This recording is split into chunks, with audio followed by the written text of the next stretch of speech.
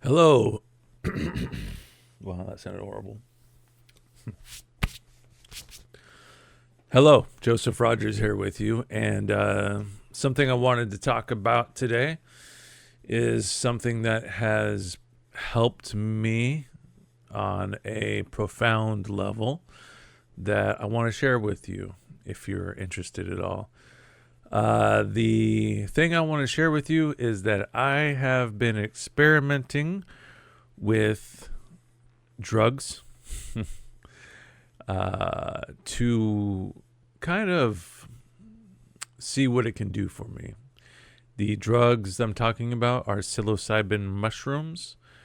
Never really been into mushrooms a whole lot, but when COVID happened, I decided to start microdosing on mushrooms, and it helped me a lot. It helped me a lot. It helped with my depression, my anxiety, my stress levels, my day-to-day activities. And mostly I would just microdose on Wednesday and Saturday. I would do a quarter of a gram or sometimes a half of a gram. And then every now and then on a Saturday, I might do a full gram. But for the most part, it was never any visuals, just a body relaxation.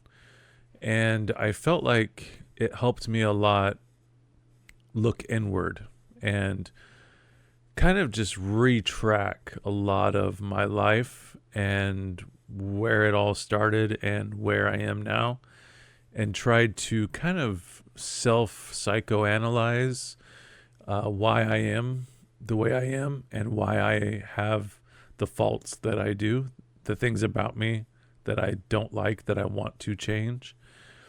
And it helped me tremendously looking inward. But it only did so much. I felt like there was a plateau that occurred where I felt like once I did that, after about a year, I wasn't really getting much benefit from it anymore. So I stopped. But after I stopped, I started to notice that a lot of those things started coming back. My anxiety, my depression, my doubts, my self-deprecating mindset on a daily basis all creeped back. And I will say what kind of triggered me to want to do this was I had a comedy show in 2019, December of 2019. It was my first big show. It was at the Roxy Theater.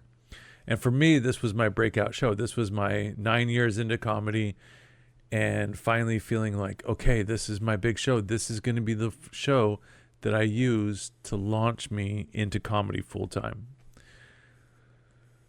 And it was an important show to me. I had a lot of love and support for that show.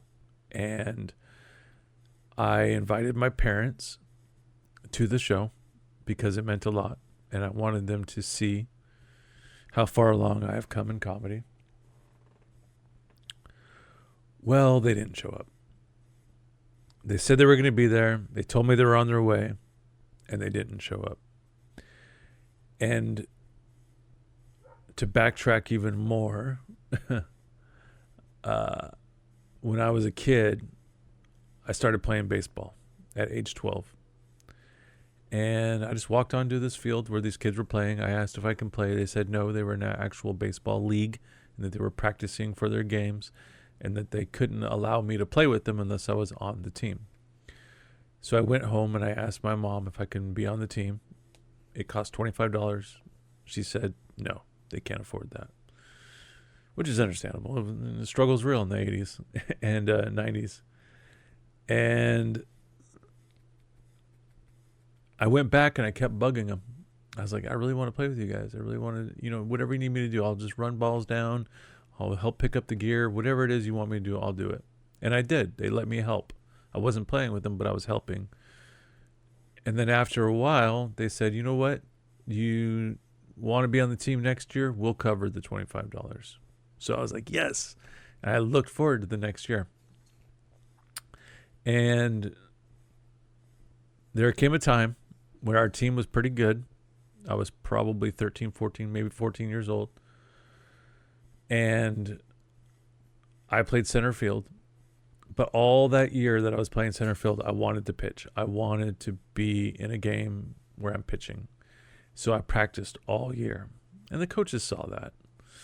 But I never got into a game. Well, we made it to the playoffs. Our team was doing really well. We made it to the championship game. And in those leagues where you're 14 and under, they have pitch counts on all the players that you have to abide by. And in the last inning, with 2 outs to go and a 1-run lead, we ran out of pitches for pitchers on our team. So the coach came out to me in center field and asked me if I wanted to pitch. And I said, yeah. And at this point in time, I told my parents about this game. I told them it was a championship game and that I wanted them to be there to watch. They told me they would be there.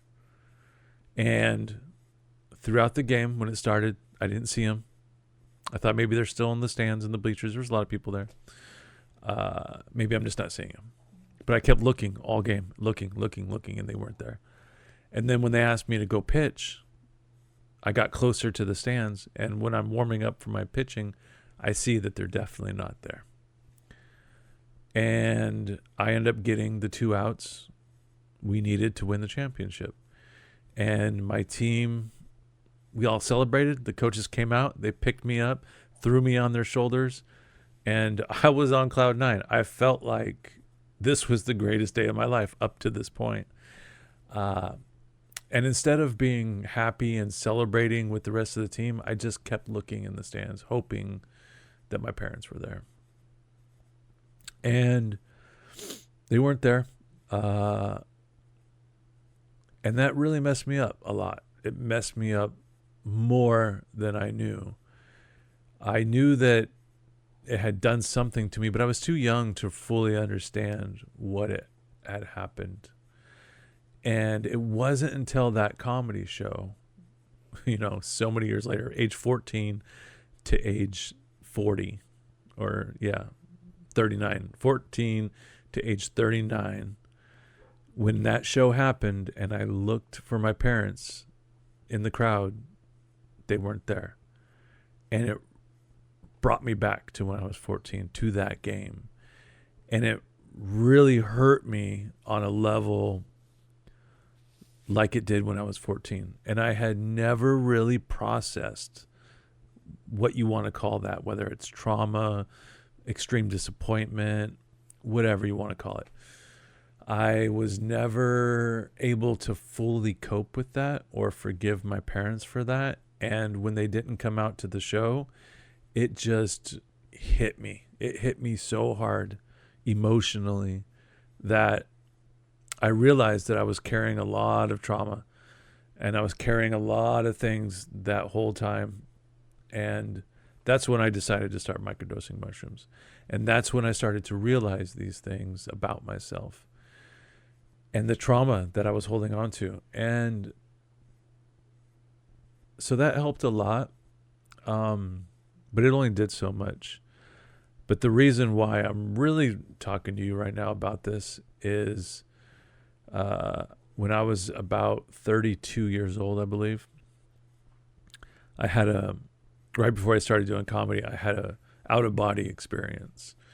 I accidentally fell into a deep meditative state, and I just launched out of my body, and I was in space looking down at Earth, and I couldn't even see my body anymore, but I felt like I still had the connection a little bit to my body.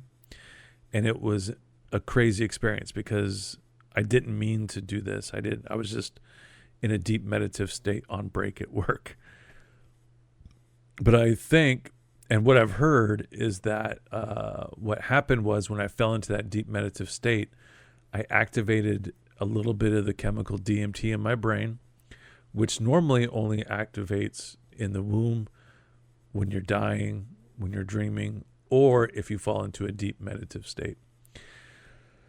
So after that happened, I was like, whoa, what was that? And I looked it up, and there were some terms like Bodhi that I saw, And then I read it up, and some people just have these experiences apparently in their life.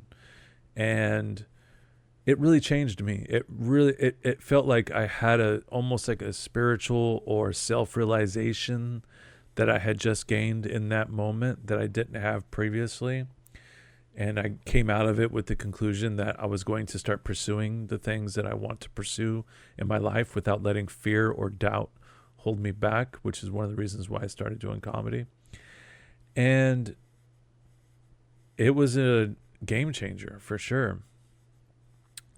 And upon doing my research on what that experience was, that's when I came across DMT, also known as dimethyltryptamine. And there's a good documentary on Netflix, or there was, narrated by Joe Rogan, called DMT, the Spirit Molecule.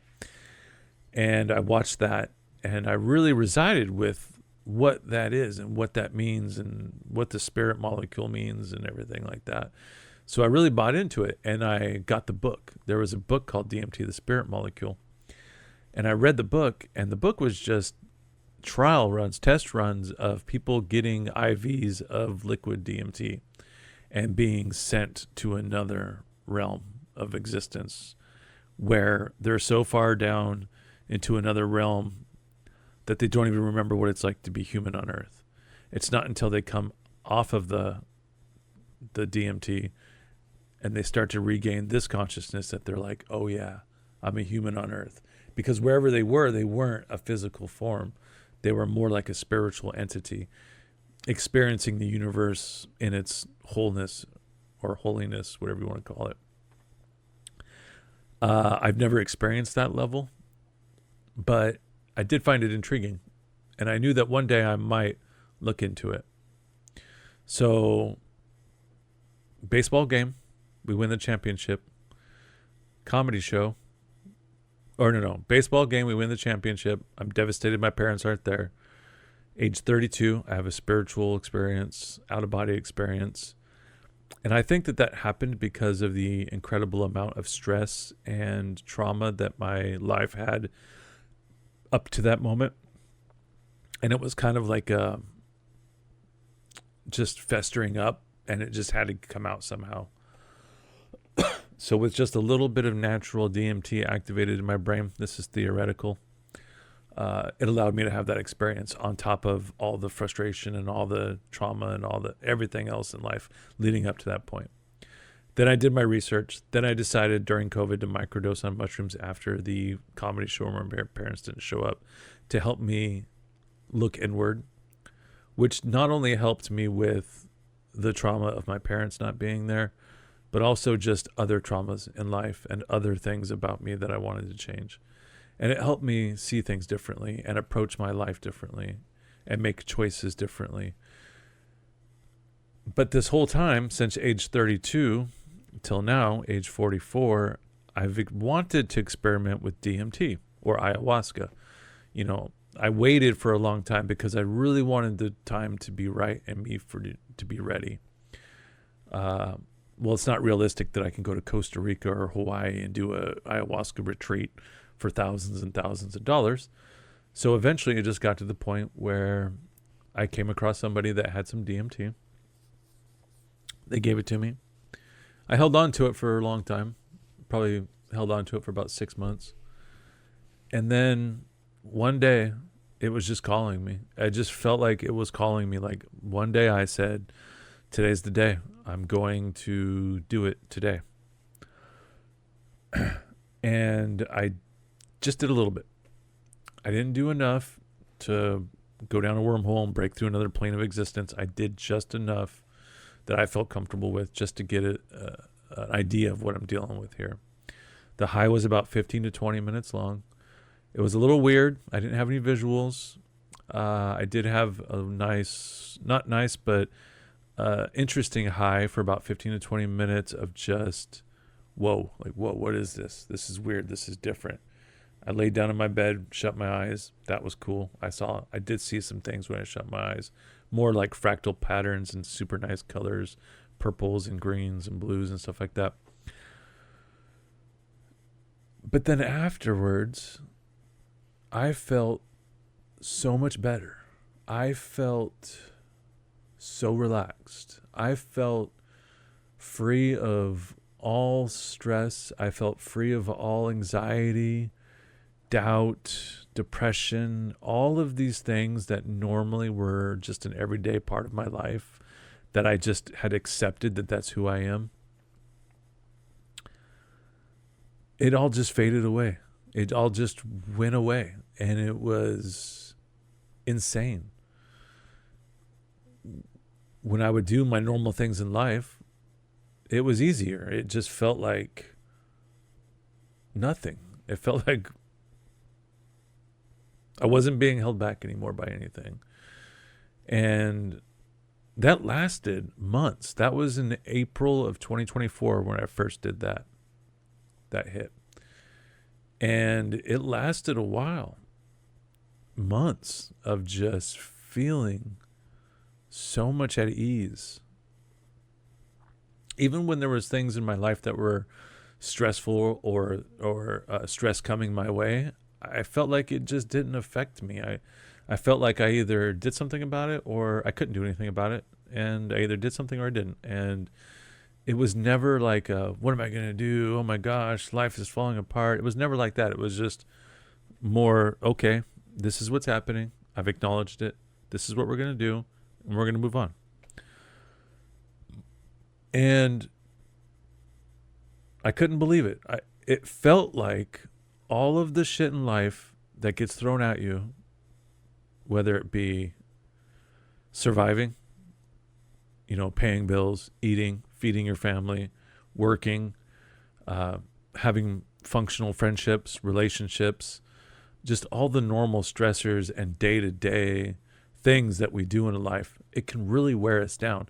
And not only does it wear us down physically, but I think it wears us down mentally in the idea that it messes up our brain pathways and neurons that fire off and communicate with one another, the chemical makeup in our brain. I mean, there's all kinds of chemicals that exist in our brain, and a lot of deficiencies or depression or anxiety are a result of a chemical imbalance in our brains. Some people are born with it. Some people are just affected by the environment by it. I feel like that was kind of more my case, was that I was impacted by my environment more than I was born with these things. But I felt like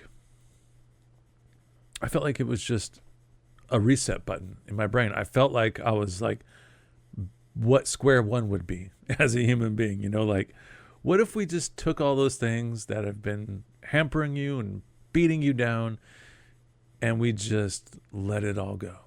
And I couldn't believe it, that off one hit of DMT that didn't even send me on another planet like some people experience. And then when they do experience that, they come back and it's changed their life.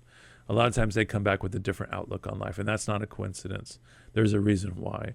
And for me to just do a fraction of it and still have profound effects like that, it just goes to show what that drug or chemical is capable of when you smoke it and activate it in your brain. And I was thinking for a while, I was like, maybe it's just a fluke. Maybe it's just a fluke. And then 4 months goes by, 5 months goes by, 6 months goes by. I still feel great. And when I microdosed mushrooms, it was like, okay, Wednesday, Saturday. And what was surprising was that it didn't make my Wednesday and Saturday better. It made the days in between Wednesdays and Saturdays so much better. And when I would do it every Wednesday and Saturday, it ultimately resulted in me having all my weeks. My weeks were better. My weeks were smoother. I was able to process things better. But with the DMT, I was just like, wow, one hit, 6 months of relief.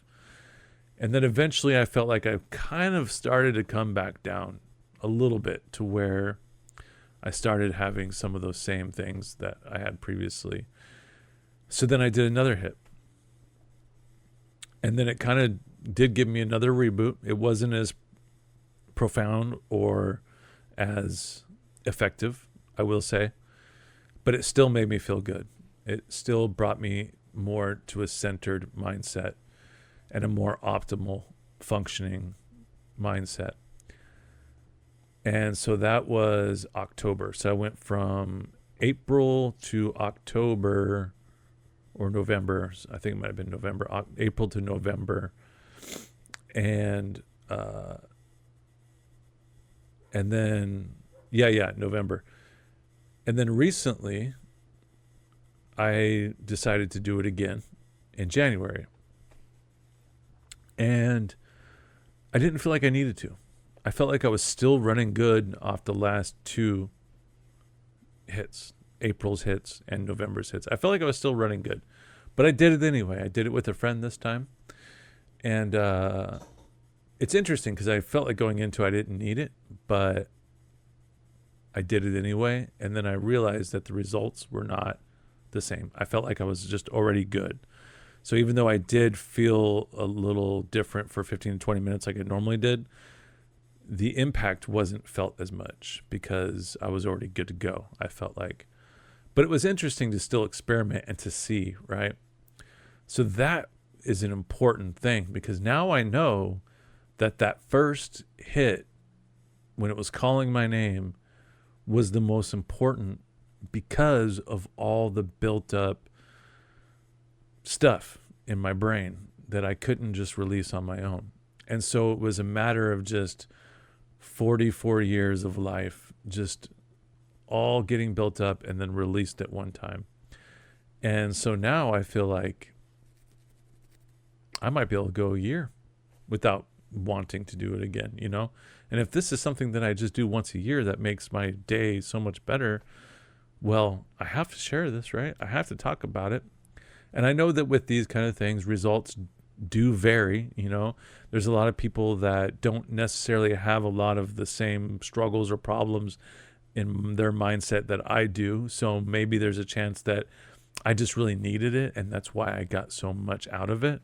Whereas if you kind of don't have a lot of these same issues and you do it, it might still make you feel good or better, but maybe not on the same level that I'm experiencing it. So I definitely think going into something like that, results do vary. I do think that if you are interested and you are curious about doing it and what it might help you with, then you should try it, because only people that are curious and want to do something like that should do something like that. You should never force it on somebody. You should never peer pressure anybody into doing anything of these type of chemicals. But yeah, it's just, it's been amazing. It's been great. My life has been so much better because of this DMT.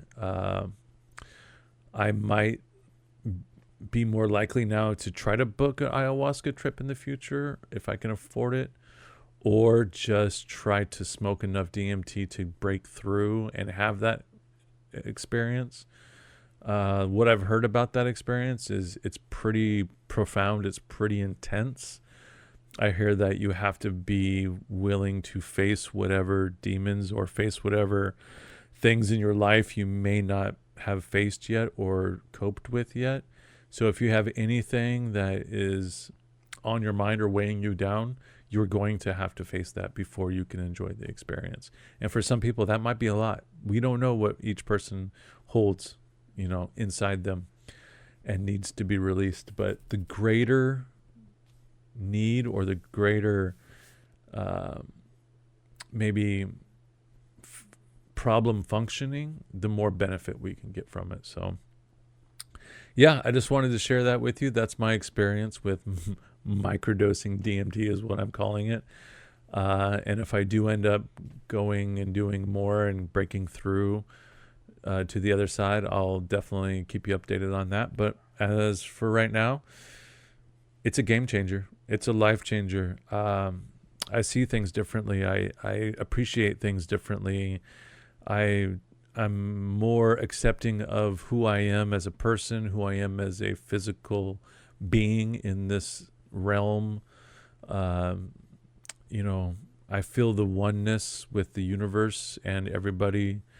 It sounds kind of hippie to say, but I definitely feel like I can truly see more of our existence the way that it should be seen, and feel it the way that it should be felt, and absorb it and take it in the way that it should be taken in. I'm not a religious person by any means, but I do think that there's a possibility that we are physical beings with a soul inside of us. And in the book, I wrote the author of the book, The Spirit Molecule, and I told him, I said, for a long time when I would read these near-death experiences about people seeing the light or having these wild, dramatic experiences when they're almost dying, I told him, I said, I always felt like that was a defense mechanism for the brain to kind of make the process or the transition from life to death easier. And he wrote back and said, from his personal experiences, that what he sees it as the activation of DMT in your brain when you're dying is the body's way of ferrying out your soul. So DMT is only activated other times, like I said, in the womb. So there's a theory that would suggest that that's when the soul enters the body. And then when you're dying, when the DMT is activated, that is the soul leaving the body. As crazy or as absurd as that might sound scientifically, I definitely think there might be something there. And that's just a personal belief. That's all. So yeah, I'll keep you posted on my experience. Have a good day.